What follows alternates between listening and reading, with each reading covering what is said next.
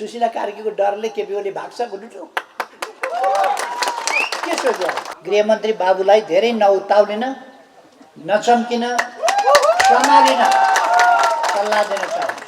संसद विघटन असंवैधानिक छ, गलत छ, गैर कानुनी छ, अलोकतान्त्रिक छ, यो देश हितका विरुद्धमा छ। हामीलाई थाहा छैन र पर्खिनु पर्यो फागुन 1 गते। कार्यक्रमका अध्यक्ष महोदय, मञ्चमा आसीन उपाध्यक्ष, महासचिव, उपमहासचिव लगायत सम्पूर्ण नेतागण र उपस्थित पार्टी कमरेडहरू, युवा साथीहरू र सम्पूर्ण दिदीबहिनी तथा दाजुभाइहरू, आज हामीले यहाँ एउटा सानो भेटघाट कार्यक्रम आयोजना गरेका छौँ। सबैलाई आगामी चाडहरूको सन्दर्भमा शुभकामना भन्न चाहन्छु। धेरै धेरै शुभकामना छ सबै नेपालीहरूलाई यहाँहरू मार्फत। अहिले देशको परिस्थिति असाधारण, असामान्य रहेको छ। किनभने देशमा सरकार छ, संविधान अनुसार बनेको छैन, बलमिच्याङले बनेको सरकार छ। अहिलेका प्रधानमन्त्रीले प्रधानमन्त्री बन्नका लागि शर्त राख्नुभयो, संसद तुरुन्तै शपथ ग्रहण गरेर तुरुन्तै संसद भङ्ग गर्ने सिफारिस गर्छु। त्यो सिफारिस लागू गर्न पर्छ र संसद भङ्ग गर्ने हो भने मात्रै प्रधानमन्त्री हुन्छु, नत्र भने देशमा जेनजीले आगो बाल्छ। अनि संसद भङ्ग गर्ने पूर्व शर्त राखेर सर्वोच्च सार्वभौम सत्ता सम्पन्न जनताको सर्वोच्च प्रतिनिधि संस्थाको अन्त्य, लोकतन्त्रको जग भत्काउने शर्तमा सुशीला कार्कीजी प्रधानमन्त्री हुनु। उहाँलाई राम्ररी थाहा छ नेपालको संविधानको उहाँ व्याख्या गरेर आएको मान्छे हो। के व्याख्या गर्नुभयो त्यो छोड्दिउँ। तर नेपालको संविधानले स्पष्ट रूपमा भन्छ, सर्वोच्च अदालतको न्यायाधीश भइसकेको व्यक्ति, पूर्व प्रधान न्यायाधीश अथवा प्रधान न्यायाधीश भइसकेको व्यक्ति कुनै पनि सरकारी लाभका पदमा बस्न सक्दैन। प्रधानमन्त्रीको मन्त्रीको त कुरै छैन, बस्नै सक्दैन। उहाँलाई राम्रै थाहा छ। तर उहाँ सुरिन गयो। त्यो सुरिनका लागि उहाँ 23 गते जेनजी भनेर सडकमा उत्रिनु, 24 गते सडकमा उत्रिनु र उहाँ के कामका लागि उत्रिनु भयो? चुनाव गराउने भन्ने त राष्ट्रपतिले तोकिदिएको मेन्डेट हो, उहाँहरूको उद्देश्य होइन। राष्ट्रपतिले तोकिदिएको 21 फागुनमा चुनाव गराऊ भनेर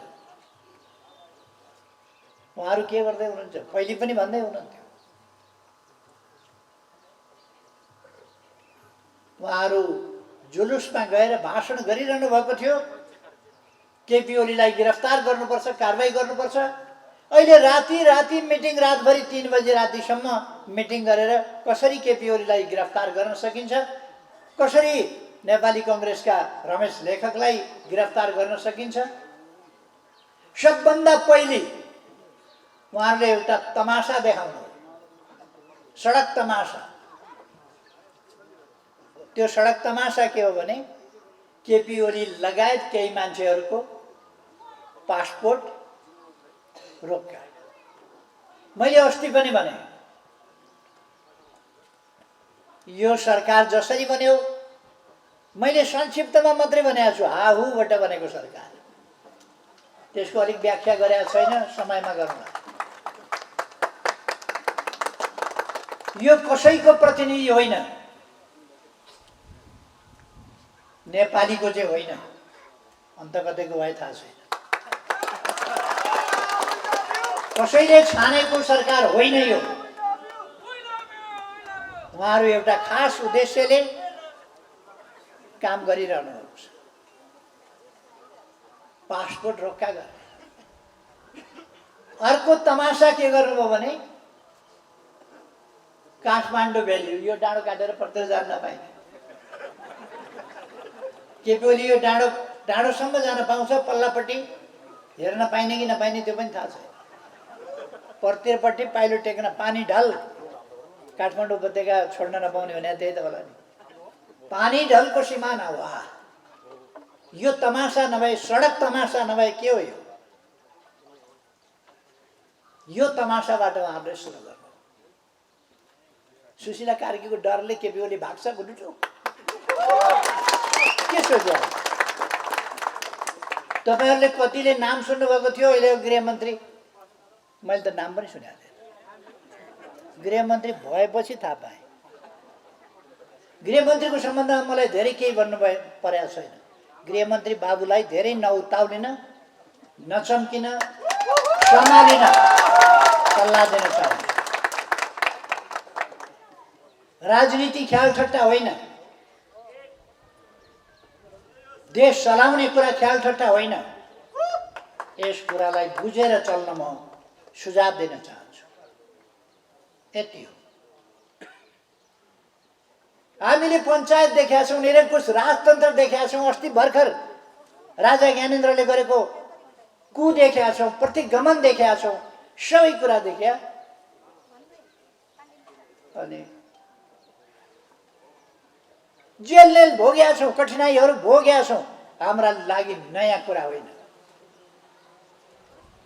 हामीले भनेका छौँ यो देशको रक्षाका लागि, यो देशको सार्वभौम सत्ताको रक्षाका लागि, यो देशको स्वाधीनता, स्वतन्त्रता, भौगोलिक अखण्डताको रक्षाका लागि, यो देशको हितको रक्षाको लागि, यो देशको स्वाभिमान तल झर्न नदिनका लागि हामी जुनसुकै बलिदान दिन तयार छौँ, जिस्क्याउनु पर्दैन।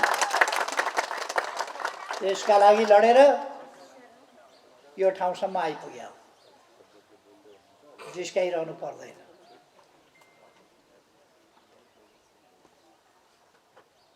म कुनै चुनौतीको भाषा बोल्न चाहन्न,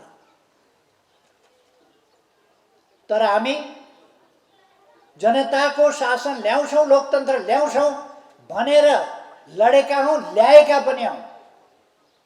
कहिले कहिले यस्तो हुँदो रहेछ नि त, हुन्छ यस्तो। यो देशमाथि हमला छ, यो देशको सार्वभौम सत्तामाथि हमला छ, यो देशको भौगोलिक क्षेत्रमाथि हमला छ, यो देशका हितमाथि हमला छ, यो देश बलियो होला अर्थतन्त्रमा भन्ने चिन्ता छ कसैलाई, त्यसकारण हमला भइरहेको छ। त्यो षड्यन्त्रका मतियार भएर को आउँछन्, त्यसको हामी सामना गर्छौँ। अब कुनै संविधान अन्तर्गत अहिलेको सरकार बनेको होइन, अघि महासचिवजीले लामै व्याख्या गरिसक्नु भएको छ। कुनै जनप्रतिनिधि संस्थाले छानेको होइन, उहाँहरू छानिन पनि सक्नुहुन्न, जनताको अभिमतबाट छानिन पनि सक्नुहुन्न। नेपालको जनसङ्ख्या 3 करोड छ। देशभरि अस्ति तथाकथित आन्दोलनमा उत्रिनेको सङ्ख्या, तोडफोड आगजनीमा उत्रिनेको सङ्ख्या कति होला भन्दा 1 लाख होला। 1% पनि हुँदैन, 1% को 1/3 हुन्छ। बाँकी जनता देशमा छँदैछ, 1% पनि होइन यो वितण्डा खडा गर्ने।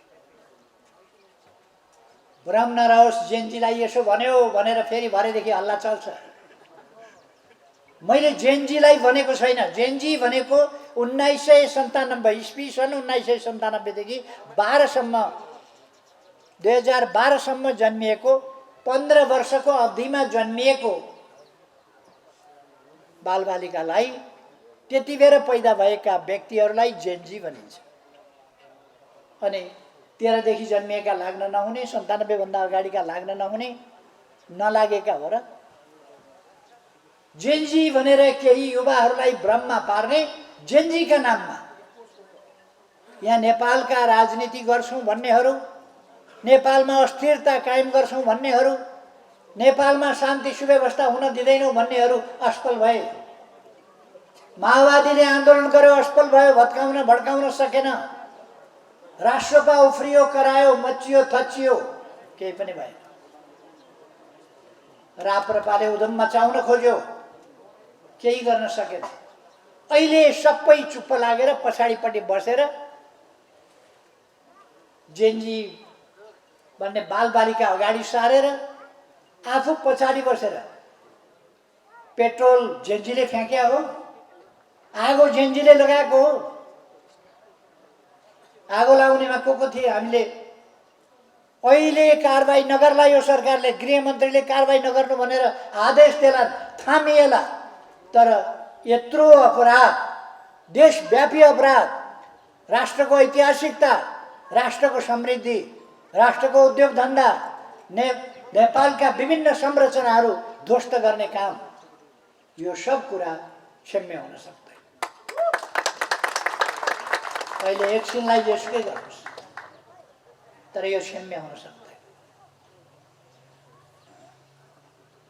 म के भन्न चाहन्छु भने यो देश साझा हो। यहाँ त बसि नसक्नुभयो तपाईँ पत्रकारहरू,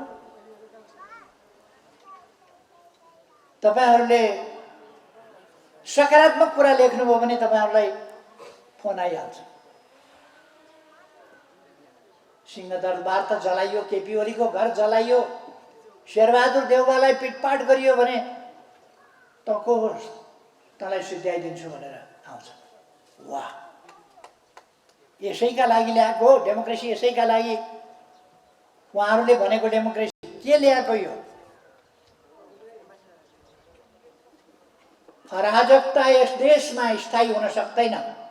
अराजकताको बाटोमा देश जान सक्दैन। लोकतन्त्रको बाटोमा, संविधानको बाटोमा, कानुनको बाटोमा, कानुनी राजको बाटोमा यस देशलाई फर्काइन्छ। हाम्रो सङ्कल्प के हो? नेपालका जेनजी लगायत सम्पूर्ण युवाहरूको, सम्पूर्ण नयाँ पिँढीको उद्देश्य यो देशमा शान्ति सुव्यवस्था कायम हुनुपर्छ भन्ने हो। शान्ति सुव्यवस्था कायम गरेर छोडिनेछ। जेनजी लगायत सम्पूर्ण युवाहरूको, नयाँ पिँढीको भावना यस देशमा कानुनी राज हुनुपर्दछ, सुशासन हुनुपर्दछ, भ्रष्टाचार नियन्त्रण हुनुपर्दछ भन्ने हो। म भन्न चाहन्छु, सम्पत्ति छानबिन गर्ने अरे एकपल्ट होइन 10 पल्ट गरेर सम्पत्ति छानबिन। म सोध्न चाहन्छु मन्त्रीजीहरू, तपाईँहरूको सम्पत्ति छानबिन गरौँ? आँट गर्नुहुन्छ आफ्नै सम्पत्ति छानबिन गराउने? अब यस्तै अहिले बनाए जस्तै आयोग बनाउन पाउनुभयो भने त गराउनु होला। मजाको छ, पहिले नै केपी ओलीलाई समाउनु पर्छ, थुन्नु पर्छ, मुद्दा लाउनु पर्छ, जखाउनु पर्छ भन्नेहरूको आयोग बनाएर गजबको ड्रामा गर्नुभएको छ। ड्रामा पहिले नै केपी ओली समाउनु पर्छ, थुन्नु पर्छ भन्ने मान्छेहरूको आयोग बनाएर छानबिन गरेर प्रतिवेदन दिएको नाटक गर्ने, अनि त्यो प्रतिवेदनका आधारमा अगाडि बढे भन्ने नाटक गर्ने। यस्ता नाटक नेकपा एमालेलाई मन्जुर छैन, स्वीकार्य छैन। मैले मसिनो भाषामा भनेको छु यो स्वीकार्य छैन भनेर, तर बुझ्नुहोस् तपाईहरु, नेकपा एमालेलाई यो नकली आयोग मन्जुर छैन। किन पनि मन्जुर छैन भने गम्भीर प्रश्नहरू उहाँहरूका पूर्ववर्ती अभिव्यक्तिहरू आयोगमा राखिन भन्दा अगाडि, आयोगमा बस्न भन्दा अगाडिका अभिव्यक्तिहरू, ती अभिव्यक्तिहरूको प्रश्न उठिसकेपछि, सप्रमाण मानिसले ल्याइसकेपछि उहाँहरूले नैतिकताका आधारमा राजीनामा दिनु पर्दैन थियो। एउटा मान्छे अहिलेको अहिले विरोधीबाट निष्पक्ष हुन सक्छ। विरोधीबाट उहाँहरू निष्पक्ष भइसक्नुभयो, के गर्नुभयो? गङ्गा जलले नुहाउनुभयो, बागमतीको पानीले नुहाउनुभयो, गहुँ खानुभयो, के गर्नुभयो? सुनपानी छर्किनुभयो, के गरेर उहाँहरू निष्पक्ष हुनुभयो त्यो बताउनु पर्यो। बोल्नुभयो त उहाँहरू, हामी निष्पक्ष छौँ भन्न सक्नुभयो? लुसु लुसु अगाडि बढ्नुभएको छ। बढ्नुहोस्, तपाईँहरूको प्रतिवेदन लेख्नुहोस्, बुझाउनुहोस्, फैसला गर्नुहोस्। एमालेलाई मान्ने छैन, नेपाली जनतालाई मान्ने मान्दैनौँ हामी। गर्नुहोस्, के गर्नुहुन्छ? नेकपा एमाले चितकी पट खेलेर आएको होइन, विचार बोकेर, सङ्गठन बनाएर, देश बनाएर, देशको सार्वभौम सत्ताका लागि लडेर, देशको भूमि आफ्नो नक्सामा सामेल गरेर, संविधानको अङ्ग बनाएर नेकपा एमाले आएको। देश विकासको एउटा मार्गचित्र प्रस्तुत गरेर, देश विकासको नमुना देखाएर, देशलाई एउटा परिस्थितिबाट अर्को बेग्लै परिस्थितिमा उठाएर आएको, नेपालको विकासको बाटो प्रस्तुत गरेर आएको। विश्व रङ्गमञ्चहरूमा, विश्व मञ्चहरूमा नेकपा एमाले नेपाललाई चिनाएको छ, खास पहिचान देखाएको छ। अहिले त्यस पहिचानलाई केही घण्टाभित्र मट्यामेट गर्नुभएको छ। प्रश्न उठेको छ, हामी शान्ति सेनाका सबभन्दा ठुलो योगदानकर्ता हौँ, अब संयुक्त राष्ट्र सङ्घले कसरी सोच्ला? गम्भीर प्रश्न उठेको, कसरी सोच्ला? विभिन्न देशमा हाम्रा दाजुभाइहरू गएर काम गरिरहेका थिए, भिसा दिन्न भन्न थाल्यो। त्यसको असर नेपालमा के पर्ला? होटल जलाएको छ, एयरपोर्टहरूमा हमला भएको छ, होटलमा मान्छे मारिएका छन्, लुटिएका छन् होटलमा टुरिस्टहरू। त्यस आन्दोलनको अगुवाई अगाडि हिँडेका त अहिलेकै पदाधिकारीहरू देखिन्छन् त। नेपालको टुरिज्म के होला? यतापट्टि गम्भीर हुनु छैन, त्यो सोचै छैन। उहाँहरूलाई केही गर्नै छैन। नेपालमा अस्थिरता कायम गर्नु छ, नेपाललाई रसातलमा पुर्याउनु छ, नेपालका उद्योगहरूमा आगो लगाएर ध्वस्त बनाउनु छ, नेपालको पर्यटन व्यवसाय चौपट बनाउनु छ। अनि त्यही काम गर्नुभएको छ। उहाँहरूको यसमा यस्ता क्रियाकलापमा संलग्न छैन भने जेनजीका माग त जेनजीहरू जन्मिनुभन्दा अगाडिदेखि हामी लडिरहेका छौँ। भ्रष्टाचार नियन्त्रण गर्नुपर्छ, ठिक छ। मैले भनेको मात्रै छु भने मेरो सम्पत्ति छानबिन गरियोस्। म उहिलेदेखि भनेको छु 10 पल्ट, यहाँ मात्रै होइन।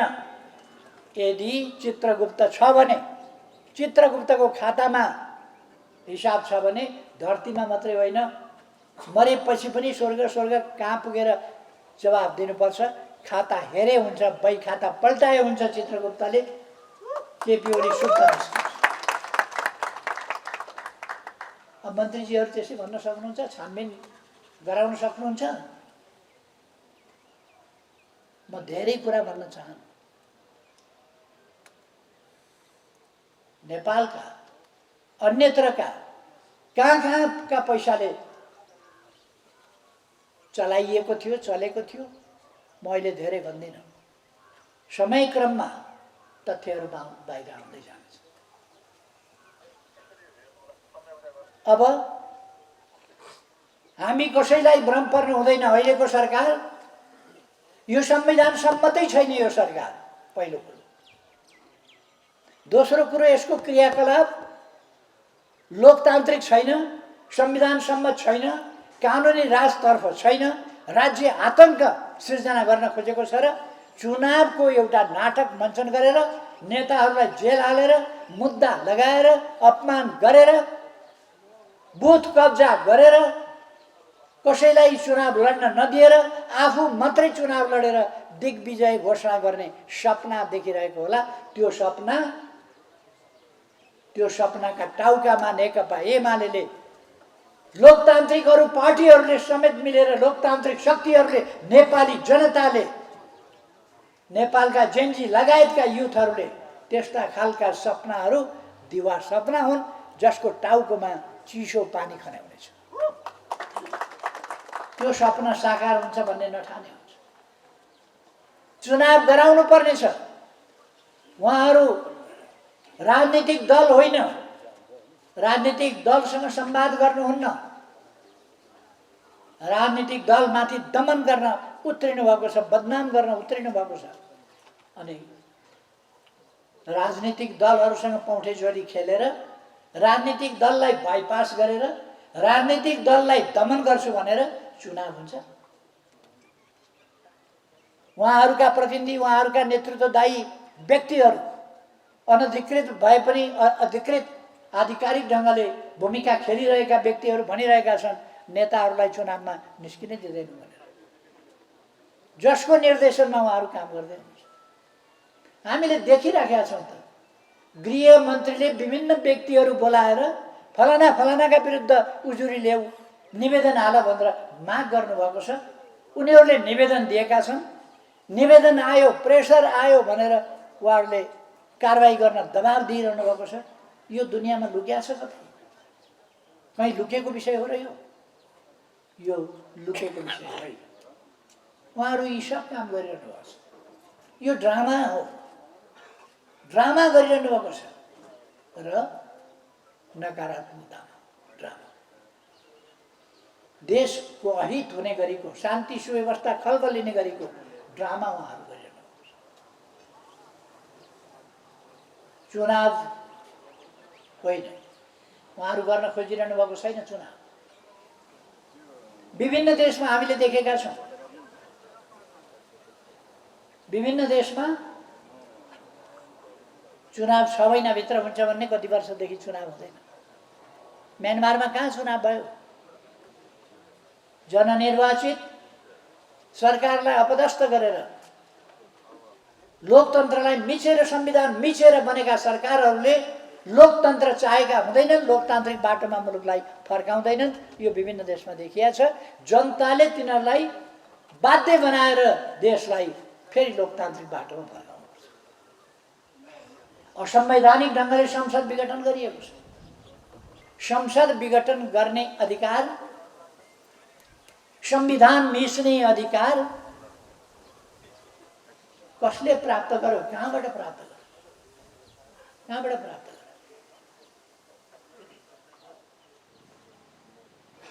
संसद, संविधान र संसद कायम राखेर निकास खोजौँ। त्यसमा त्यति बेलाका निर्णायक पक्षहरूको पनि सहमति थियो। मसँग कुरा हुँदा संविधान कायम राख्ने, संसद कायम राख्ने र संविधान र संसद भित्रबाट निकास खोज्नेमा सबैको सहमति थियो। तर वार्ता सरकारले गर्न नपाउने, वार्ता सरकारले होइन, सरकारले राजीनामा गर्नुपर्ने, वार्ताहरूले नै गर्ने। दुनियाँमा कहाँ हुन्छ त्यस्तो? राजनीतिक दलहरूले वार्ता नगर्ने, राजनीतिक दलहरू वार्तामा नबस्ने, अरूले नै गर्ने। राजनीति देशको कसरी लाने भनेर दलहरूले, जो संविधानका निर्माता हुन्, लोकतन्त्रका सर्जक हुन्, ती राजनीतिक दलहरूले देश शासन केहीतिर हेर्न नपाउने।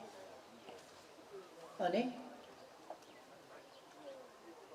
अचानक भुइँफुट्टा तत्त्वहरू निकालेर शासनका गफ गर्ने। त्यसो भएर अब हामीले देशलाई सही बाटोमा फर्काउनका लागि असंवैधानिक ढङ्गले विघटन गरिएको संसद तत्काल फिर्ता गर्ने मागलाई राखेर नै अगाडि बढ्ने बाहेक अर्को विकल्प छैन। तर मैले विश्वास लिएको छु नेपाली कांग्रेसले पनि यही बाटोमा आफूलाई अगाडि बढाउनेछ, नेकपा एमाले यही बाटोमा अगाडि बढ्नेछ, अरू पार्टीहरू पनि यही बाटोमा अगाडि बढ्नेछ। अर्को बाटो छैन। देशलाई लोकतान्त्रिक पक्ष बाटोमा प्रणालीमा फर्काउने। त्यसो गरेनौँ, असंवैधानिक र अलोकतान्त्रिक कदमहरू क्रियाकलापहरू त्यसलाई हामीले स्वीकारेर मान्यता दिएर अगाडि बढ्न खोज्यौँ भने देश बर्बादीमा फस्नेछ। हामीले समयमा दृढतापूर्वक उपयुक्त कदम चाल्न सकेनौँ भने पछि ढिला भएछ भनेर पछुतो मान्नु मात्रै हुनेछ। कतिपय मानिसहरू भन्छ फागुन 21 गते चुनाव भएन भने त्यसपछि संसद पुनर्स्थापनाको माग गरौँ। संसद विघटन असंवैधानिक छ, गलत छ, गैर कानुनी छ, अलोकतान्त्रिक छ, यो देश हितका विरुद्धमा छ। हामीलाई थाहा छैन र पर्खिनु पर्यो फागुन 1 गते? फागुन 1 गते पर्खिनु परेको छैन। हामी अगाडि बढ्ने बेला भएको छ। नेपाली जनता आन्दोलनको आँधी तुफान सिर्जना गरेर अगाडि बढ्नुपर्छ। अब हामीले नागरिकहरूको सुरक्षालाई लिएर शान्ति र जनताको सुरक्षा, यसको प्रबन्ध हामी नागरिक आफैले राजनीतिक दलको अगुवाईमा, राजनीतिक दलले यसमा अगुवाई गर्नुपर्दछ। नेकपा एमाले अगुवाई गर्नेछ। त्यसकारण पहिलो कुरा त देशको रक्षा गर्न नागरिकहरूको त रक्षा हुनु पर्यो नि। देशमा शान्ति सुव्यवस्था कायम गर्न, नागरिकहरूको जीवधनको रक्षा गर्न अब जनता आफैले आफ्नो तयारी गर्न पर्छ। त्यस बाटोमा हामी अगाडि बढ्ने र त्यसरी देशलाई एउटा सुरक्षित बाटोमा, लोकतान्त्रिक बाटोमा अगाडि बढाउने। कुनै पनि हालतमा हामी संविधान मासिन, संसद मासिन, संसदमाथि बलजफ्ती थिचोमिचो गर्न दिन दिँदैनौँ। त्यसकारण म सबै साथीहरूलाई, दाजुभाइ दिदीबहिनीहरूलाई आग्रह गर्न चाहन्छु र विशेष गरी देशभरिका हाम्रा तमाम युवाहरूलाई, नयाँ पिँढीलाई म आग्रह गर्न चाहन्छु, तपाईहरूले धेरै बाँच्नु छ। तपाईहरू गम्भीर हुनुपर्दछ। देश बर्बाद बनाइँदैछ। देशको अस्तित्व खतरामा छ। देशको अस्तित्व जोगाउन, देशलाई बर्बादीमा जान नदिन युवाहरू सचेत ढङ्गले अगाडि बढ्नुपर्दछ। भ्रष्टाचार विरोधी हाम्रो अभियान साझा अभियान हो, जारी रहन्छ। सुशासन हुनै पर्दछ भन्ने हाम्रो अभियान साझा अभियान हो। म प्रधानमन्त्री भएर मैले शान्ति सुव्यवस्था कायम गर्न खोजेँ, सुशासन कायम गर्न खोजेँ, भ्रष्टाचार नियन्त्रण गर्न खोजेँ। तर म एक्लै त छैन नि देशमा। म एक्लैले नगरेर मात्रै हुँदैन। भ्रष्टाचार कायम छ अझै। त्यसलाई नियन्त्रण गर्नुपर्दछ। मैले नारा दिएको थिएँ, म भ्रष्टाचार गर्दिनँ, अरूलाई पनि गर्न दिन्न। मैले गरिनँ, अरूलाई पनि गर्न दिइनँ थाहा पाएसम्म। मलाई खुसी लागेको थियो जेनजीहरूले भ्रष्टाचार नियन्त्रण होस्, देशमा सुशासन होस् भनेर माग राख्दा म खुसी भएको थिएँ। मेरो अभियानमा मैले ठुलो साथ पाएको छु भनेर खुसी भएको थिएँ। अब युवाहरूलाई साथ लिएर युवा परिचालनबाट यी कामहरूलाई अगाडि बढाउनु पर्छ भन्ने मैले सोचेको थिएँ। तर 23 गते एउटा अनौठो घटना भयो। म अहिले धेरै कुरा भनिरहन चाहन्न, तर 23 गतेको गोलीकाण्ड, 24 गतेको आगजनी तोडफोड र लुटपाटको लागि आधार बनाइएको थियो, तयारी थियो, त्यसका लागि गरियो। अनि व्याख्या यसरी गरियो, 23 गतेभन्दा अगाडि केपी ओलीको समर्थन थियो र? के कारणले केपी ओलीको विरोध भएको थियो देशमा? कारण केही पनि छैन। देशभक्तिको पक्षमा, देशको भूमिको पक्षमा, देशको विकासको पक्षमा, देशमा सुशासनको पक्षमा। यही भएर त केपी ओलीको विरोध गरेको थियो। कमिसनखोरहरूको चित्त दुख्या थियो। अर्को, जेनजीले किन सामाजिक सञ्जाल बन्द गरियो भनेर माग गरे, विद्रोह र असन्तोष गरे भन्ने सामान्य कुरा हो, केही जेन्जीले नबुझ्या होला। तर हामीले बन्द गरेका थिएनौँ। 1.5 वर्षभन्दा अगाडिदेखि सामाजिक सञ्जालहरूलाई सबैलाई भनेका थियौँ, नेपालमा कुनै व्यवसायिक क्रियाकलाप गरिन्छ भने नेपालमा त्यस्तो व्यवसाय दर्ता गर्नुपर्दछ। यो एउटा सार्वभौम सत्ता सम्पन्न राष्ट्र हो, देशको सार्वभौम सत्ता हेप्न पाइँदैन। त्यही भने म आफू हेपिन तयार हुन सक्छु, मलाई हेपेको म सहन्छु, तर मेरो देशलाई हेप्न पाइँदैन। मेरो देश हेपेको छैन। यो देशमा पैसा कमाउने, ट्याक्स नतिर्ने, कुम्लो पारेर अन्तै लिएर जाने, यो कुरा चल्दैन, फेरि पनि चल्दैन। यो देशमा सामाजिक सञ्जालहरू दर्ता गरिएकै हुनुपर्दछ। उनीहरूले कमाएको पैसाबाट ट्याक्स यो देशमा तिरेकै हुनुपर्छ।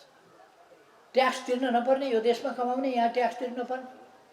साग बेच्नेले, साग उमारेर साग बेच्नेले, टमाटर उमारेर टमाटर बेच्नेले कर तिर्नुपर्छ। सामाजिक सञ्जालबाट अरबौँ कमाउनेले ट्याक्स तिर्न पर्ने।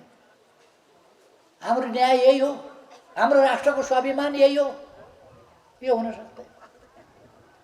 त्यसकारण स्वाभिमान नभएकाहरूले भड्काउने कुरा गरे। यो राष्ट्रिय स्वाभिमानको प्रश्न दर्ता हुन्थ्यो, यस्तै तत्त्वहरूले भाँडेर दर्ता नभएको, उचालेर दर्ता नभएको।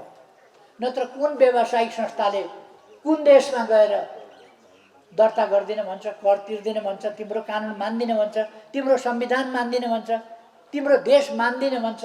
कसले भन्छ? कसैले भन्दैन। तर यहीँ भित्रबाट उचालियो, त्यसलाई पनि माध्यम बनाउन खोज्यो। त्यसर्थ यो सबै एउटा अफवाह हो। हामी अफवाहका पछाडि कुद्नु हुँदैन, अफवाहका पछि होइन। यति बेला राष्ट्रलाई एकता चाहिएको छ, राष्ट्रलाई एकता चाहिएको छ।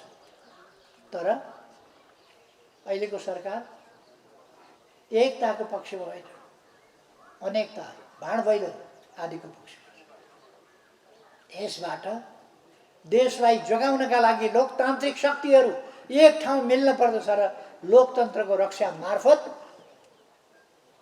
सामाजिक न्याय र समानता मार्फत शान्ति सुव्यवस्था कायम गर्दै देशलाई समृद्ध नेपाल, सुखी नेपालीको बाटोमा अगाडि बढाउनु पर्छ।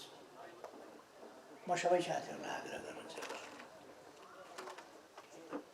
यति बेला राष्ट्रिय सहमति समझदारी चाहिएको। यदि जे भयो भयो, अब देशलाई संवैधानिक र लोकतान्त्रिक बाटोमा फर्काउन सरकार पनि तयार छ भने, यसरी यदि तयार छ भने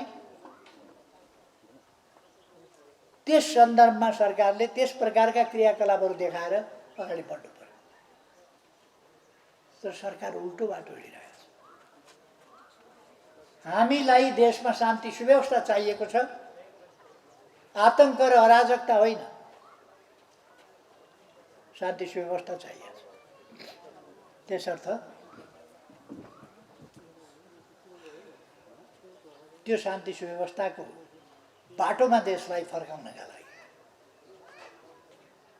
सबै अगाडि बढ्नुपर्ने एउटा वातावरण, सकारात्मक अनुकूल वातावरण बनाउनु पर्ने आवश्यकता छ।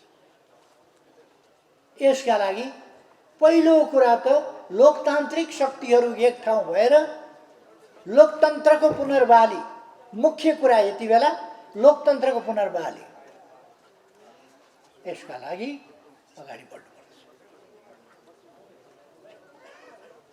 यिनै कुराहरू राख्दै सबैमा फेरि पनि आगामी चाडहरूको सन्दर्भमा नेपाल सम्बन्धको नयाँ वर्ष, तिहार, छठ लगायतका चाडहरूको सन्दर्भमा सबैमा शुभकामना भन्दै आफ्नो भनाइ टुङ्ग्याउँछु।